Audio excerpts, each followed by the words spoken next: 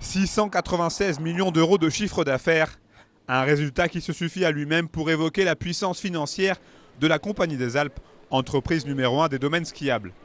Fort de ce succès, la compagnie, propriétaire de 11 domaines de ski, a entrepris d'ouvrir son capital à des investisseurs chinois.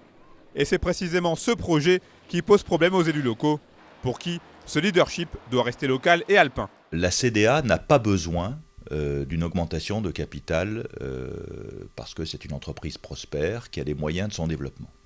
Ensuite, il faut savoir que la CDA est assise sur les délégations de services publics que lui consentent les communes supports de stations de sport d'hiver. Dans le viseur du président de la région Laurent Wauquiez et des présidents de conseils départementaux Hervé Guémard, Christian Monteil et Jean-Pierre Barbier, le groupe Fossen, déjà propriétaire du Club Med. Les élus en appellent donc directement à l'État, actionnaire de la Compagnie des Alpes via la Caisse des dépôts et consignations. L'idée qu'un investisseur étranger puisse rentrer au capital de la CDA me fait peur pour l'avenir de nos vallées, parce qu'un actionnaire ne va pas rester éternellement passif. La CDA nous explique que cet actionnaire dit « pendant quelques années, je ne demanderai pas de dividendes ». Mais ça ne durera pas. De son côté, la Compagnie des Alpes est actuellement en quiet période, ce qui correspond au délai qui précède la publication des résultats annuels et qui ne permet pas de s'exprimer.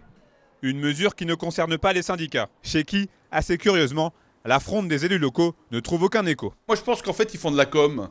Et c'est tout à fait dans ce milieu-là. D'ailleurs, comme ils font de la com pour dire aujourd'hui, on va mettre de l'argent dans les canons à neige. On aurait préféré, nous, que l'argent public serve à faire des activités qui ne soient pas dépendantes des aléas climatiques, de ce point de vue-là.